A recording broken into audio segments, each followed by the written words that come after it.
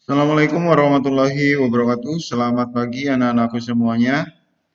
Alhamdulillah wa syukurillah, pada kesempatan kali ini kita bisa bertemu lagi walaupun dalam media online ya ataupun pembelajaran lewat daring. Mudah-mudahan untuk anak-anakku semuanya diberikan kesehatan ya, dan dijauhkan dari virus corona ini. Mudah-mudahan virus corona di muka bumi ini atau di dunia ini segera musnah atau hilang sehingga pembelajaran kita bisa bertatap langsung di sekolah. Oke, untuk anak-anakku silakan kalian siapkan buku tulisnya ataupun buku modulnya, terutama buku modul prakarya yang kalian ambil dari perpustakaan. Nah, sebelum lanjut ke materi, Pak Guru akan mengulas kembali materi sebelumnya, yaitu tentang pengertian dan perkembangan teknologi beserta jenis-jenis teknologi. Ya, untuk pengertian bahwasannya pengertian teknologi dalam Kamus Besar Bahasa Indonesia mengandung arti metode ilmiah untuk mencapai tujuan praktis dan ilmu pengetahuan terapan keseluruhan dan sarana untuk menyediakan barang-barang yang diperlukan bagi kelangsungan dan kenyamanan hidup manusia. Jadi teknologi merupakan ilmu pengetahuan terapan untuk mewujudkan kenyamanan dan kemudahan hidup manusia. Nah, itu pengertian singkatnya. Kemudian ada jenis-jenis teknologi. Kalian kemarin sudah memahami, kemudian kalian diberikan tugas untuk membedakan jenis-jenis teknologi yang ada di lingkungan kalian. Untuk jenis-jenis teknologi yang perlu kalian perhatikan di situ ada 5 ya.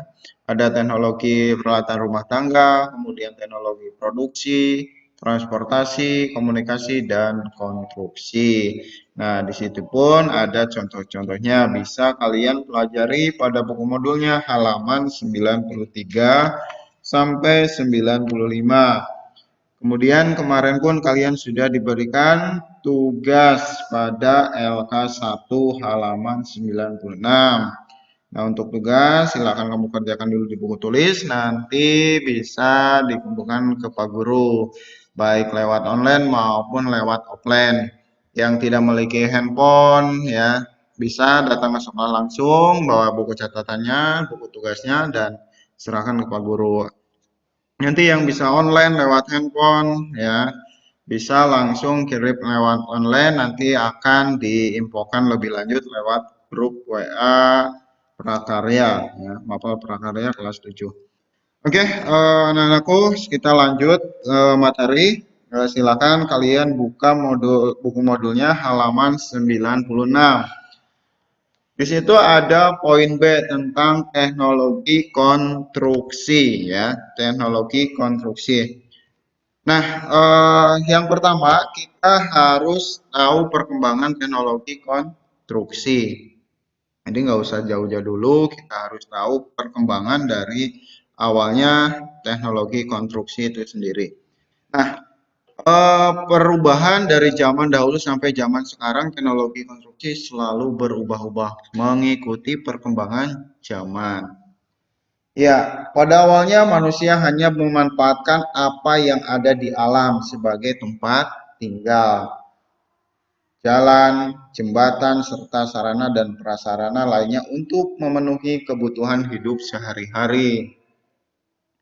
Misalnya, pada zaman dahulu manusia menggunakan gua sebagai tempat tinggal ya.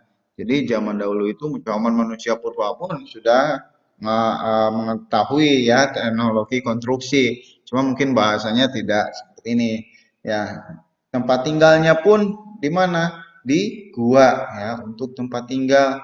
Nah, dengan seiringnya perkembangan zaman ya, dengan seiringnya perkembangan ilmu pengetahuan, manusia mulai memanfaatkan apa yang ada di dalam apa yang ada di alam, seperti ada batu, tanah, kemudian kayu ya. seperti batu, tanah, dan kayu sebagian bahan untuk membuat infrastruktur dan bangunan. Ya, dengan memanfaatkan dari alam, manusia itu berpikir ya. Batu ya, kalau kalian bisa lihat kalau membangun rumah buat fondasinya dulu ya, kayunya untuk menopang, bisa untuk kusen ya, atap dan sebagainya. Nah, ilmu pengetahuan teknologi mengalami perkembangan yang sangat pesat ya, jelas ya. Perkembangan teknologi itu pasti akan lebih cepat ya, sangat pesat sekali mengikuti ya perkembangannya itu sendiri ya. Pada akhirnya manusia mulai menggunakan bahan-bahan olahan hasil rekayasa dari bahan alam maupun industri yang dinilai memiliki kekuatan, keindahan, dan kepraktisan lebih tinggi dibandingkan dengan bahan-bahan dari alam. Ya, jadi ada gabungan dari bahan alam maupun dari bahan industri yang memiliki nilai keutamaan yaitu keindahan dan kepraktisan. Ya. Misalnya, dahulu sebagian besar masyarakat Indonesia menggunakan bilik atau kayu ya sebagai dinding rumahnya. Ya, kalau kalian mungkin tidak akan mengalami pada zaman dulu ataupun masih bisa melihat di lingkungan kalian ada rumah yang dindingnya itu menggunakan bilik atau dari kayu ya. Bilik ini dari bambu ya. Kalau Pak Guru itu mengalami ya, dulu waktu Pak Guru kecil, rumah orang tua Pak Guru itu masih menggunakan dindingnya bilik ya. Atasnya, atapnya pun menggunakan bilik. Akan tetapi dengan saat ini hampir sebagian besar masyarakat Indonesia telah banyak memilih tembok yang terbuat dari semen dan bata sebagai dinding rumahnya. Ya, kalau sekarang kan dengan adanya eh, apa itu dari industri olahan alam kemudian diolah sedemikian rupa hingga rumah sekarang berbentuknya tembok campuran dari semen ya, kemudian ada dari bata ya, dan ada juga yang menggunakan batu ya. Jadi anggapannya tembok itu ya lebih kokoh dan lebih kuat dibandingkan pada zaman dahulu menggunakan bambu atau kayu atau dengan nama istilah bilik tersebut ya.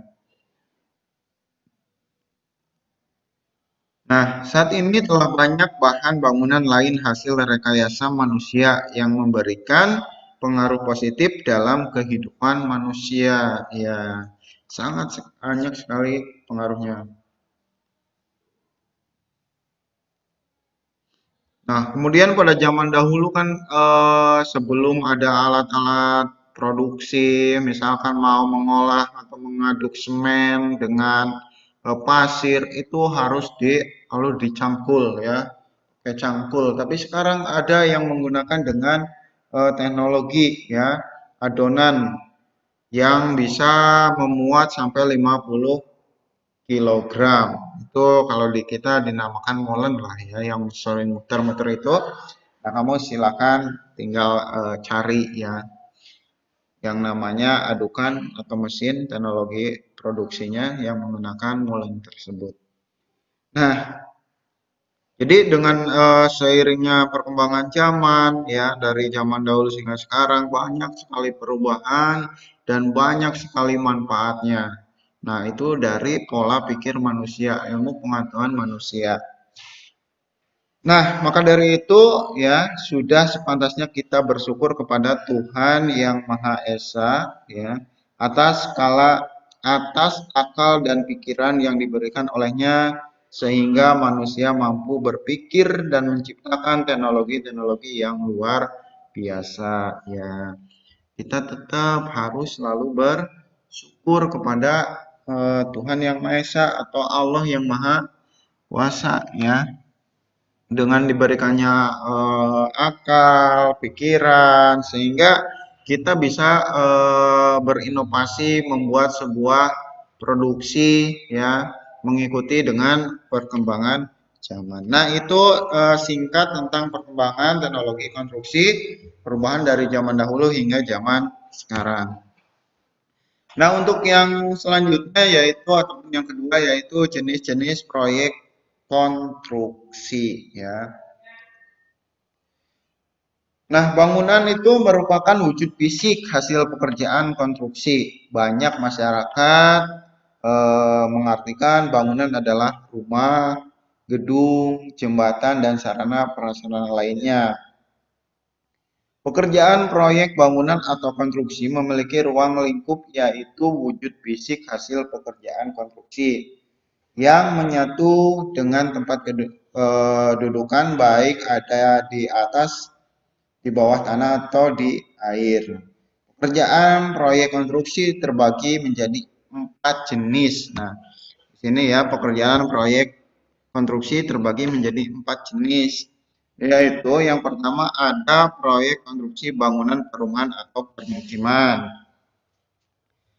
Nah, proyek jenis ini ya perlu kalian ketahui yaitu untuk mencakup proyek pembangunan tempat tinggal seperti rumah, kemudian perumahan, villa ataupun apartemen. Kegiatan pembangunan jenis ini dapat dilakukan melalui dua cara, yaitu secara pribadi maupun massal. Namun banyak khusus untuk proyek perumahan dilakukan secara massal atau serempak dengan penyediaan sarana penunjang. Ya. Dalam pengerjaan proyek bangunan perumahan diperlukan perencanaan yang matang karena menyangkut fasilitas dan jaringan infrastruktur seperti jalan, air bersih, listrik, dan sarana yang lainnya. Nah, itu untuk proyek konstruksi bangunan perumahan atau pemukiman merupakan pembangunan tempat tinggal ya. Seperti perumahan, ya, kemudian villa ataupun apartemen. Kemudian yang kedua, proyek konstruksi bangunan gedung ya. Biasanya bangunan gedung ini merupakan tipe pekerjaan atau proyek yang banyak dilakukan karena tipe proyek seperti ini menekankan pada pertimbangan konstruksi, pertimbangan pada teknologi yang praktis, dan pertimbangan pada peraturan bangunan setempat ya. Biasanya ini merupakan bangunan gedung yang bertingkat-tingkat ya. Kalian bisa dilihat di kota-kota besar ya itu. Nah, itu untuk yang kedua. Kemudian yang ketiga atau poin yang C yaitu proyek konstruksi tekstil sipil ya. Nah, pada proyek konstruksi teknik sipil, pemilik proyek atau owner biasanya pemerintah ya. Baik pemerintah pusat ataupun pemerintah daerah ya.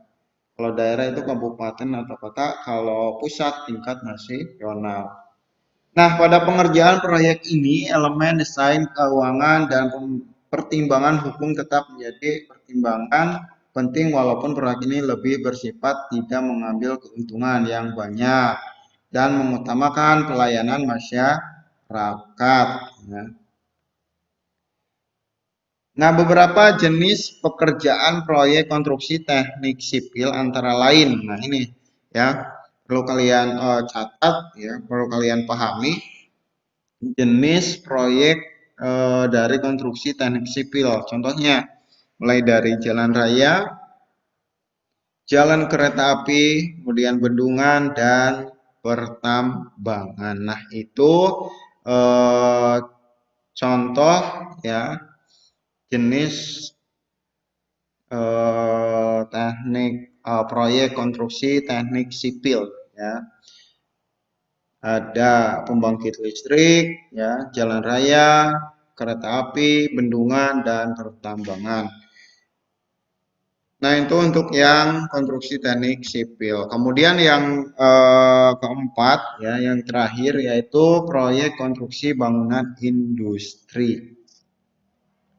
Nah, proyek ini ya membutuhkan keahlian khusus ya, keahlian yang luar biasa ini dibanding perencanaannya, terutama menyangkut desain dan konstruksinya. Proyek ini merupakan bagian yang relatif kecil dari industri konstruksi, tetapi merupakan komponen penting dalam pengembangan bangunan industri.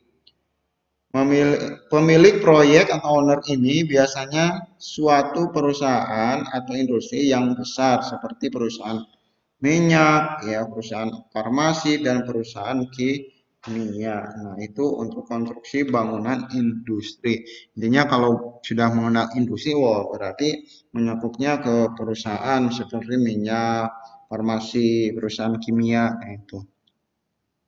Kalau teknik sipil, logikanya ke proyek jalan, kereta api, ya jalan raya, pembangkit listrik, bendungan dan pertambangan itu.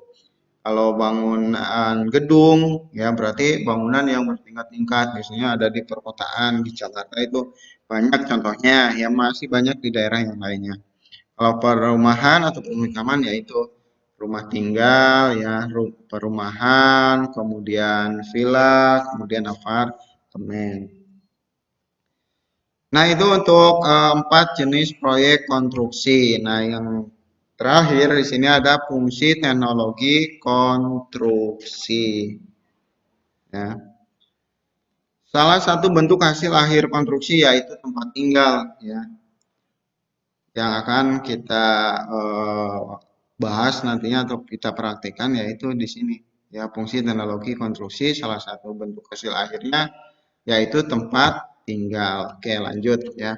Tempat tinggal berfungsi sebagai tempat berlindung manusia dari segala cuaca. Ya, tempat tinggal iya kita dari panas, teriknya panas, kemudian hujan. Nah, pada saat ini tempat tinggal dapat berupa rumah tinggal, apartemen, villa, ataupun yang lainnya. Ya, oke. Itu eh, yang tempat tinggal. Sementara teknologi konstruksi berfungsi untuk mendukung pekerjaan dan aktivitas manusia seperti kantor, gedung, toko, dan lapangan. Nah, ini merupakan teknologi konstruksi untuk mendukung ya atau penunjang aktivitas manusia seperti kantor, gedung, toko, dan lapangan. Nah, selain itu, teknologi konstruksi memiliki fungsi untuk mempermudah transportasi dan komunikasi dalam bentuk konstruksi seperti jalan, jembatan, dan rel kereta api. Nah, ini merupakan gambaran singkat ya dari teknik konstruksi ya. Kita sudah mempelajari mulai dari perkembangan teknologi konstruksi ya, kemudian jenis-jenis proyek konstruksi. Perlu kalian pahami, yang pertama ada proyek konstruksi bangunan perumahan atau pemukiman. Yang kedua ada proyek konstruksi bangunan gedung, kemudian yang ketiga konstruksi teknik sipil, dan yang keempat adalah konstruksi bangunan industri. Kalian harus paham mulai dari manfaatnya, kemudian contoh jenis proyek konstruksinya apa. Dan kalau yang ini, yang terakhir yaitu fungsi teknologi konstruksi. Bisa kalian pahami, bisa kalian cermati di buku paket atau modul kalian ya. Mulai dari halaman 96 sampai halaman 102. Oke. Nah, anak-anakku, mungkin itu penjelasan dari Pak Guru. Bila ada yang mau bertanya atau masih bingung, silakan kalian komen di bawah ya di kolom komentar ataupun bisa bertanya di grup WA Prakarya kelas 7. Nah, untuk tugas yang kedua di sini kalian bisa pahami di sini tidak akan bekerja kelompok walaupun di buku modul di situ ada bentuk kelompok 3 sampai 4 orang, tapi di sini kalian sendiri-sendiri aja atau individu ya. Ini contohnya tugas 2, lembar kerja 2, LK2, nama kelas. Perhatikan konstruksi bangunan yang ada di daerahmu. Ya, kalian perhatikan jenis-jenis proyek konstruksi di daerah kalian masing-masing ya. Kalian bisa baca petunjuknya pada halaman 101. Kemudian tabelnya ada di halaman 102. Mulai dari nomor, nama, kemudian jenis proyek konstruksi dan manfaatnya. Kalian menyebutkan minimal 6 proyek konstruksi dari 4 jenis proyek konstruksi yang tadi Pak Guru jelaskan. 6. Dan tak lupa kita harus ungkapkan perasaan syukur terhadap Tuhan yang Maha Esa, ya, dengan adanya teknologi pada saat ini, ya, ungkapkan rasa syukurnya. Oke, kerjakan di buku tulis kalian masing-masing, ya. Nanti Pak Guru akan menginformasikannya lewat grup, ya, grup WA. Bagi yang belum mengerjakan tugas pertama, yang pertemuan pertama, silakan cepat kerjakan, hubungi Pak Guru, ya, baik lewat WA maupun bisa datang ke sekolah. Nah, untuk tugas ini pun, tugas yang satu, yang kedua, yang kemarin, dan yang sekarang, itu kerjakan dulu di buku tulis, nanti akan diinformasikan lebih lanjut lewat grup oleh Pak Guru. Jangan lupa ditulis nama, kelas, dan tanggal pengerjaannya, ya. Oke, nanti untuk materi berikutnya, ya, kita akan ke poin C, ya, membuat produksi konstruksi miniatur rumah, ya. Nanti kita akan mempelajari sebuah konstruksi miniatur rumah, tapi kalian harus mengenal bagian-bagian dasar rumah terlebih dahulu. Intinya kalian terus belajar, semangat, walaupun belajarnya di rumah, jangan putus asa. Jangan malah banyak main game ataupun yang lainnya, silakan manfaatkan keseharian kalian untuk belajar, karena Pak Guru yakin dari setiap mata pelajaran oleh Bapak Ibu Guru memberikan tugas supaya kalian bisa belajar di rumah walaupun tidak bertatap muka.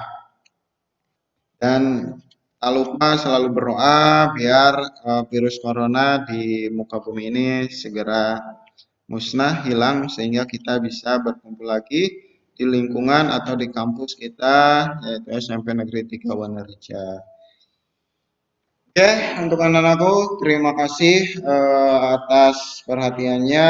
Mudah-mudahan bisa dipahami oleh kalian semuanya. Bila masih ada kebingungan, bisa hubungi langsung ke Pak Guru. Pak Guru akhiri, wassalamualaikum warahmatullahi wabarakatuh.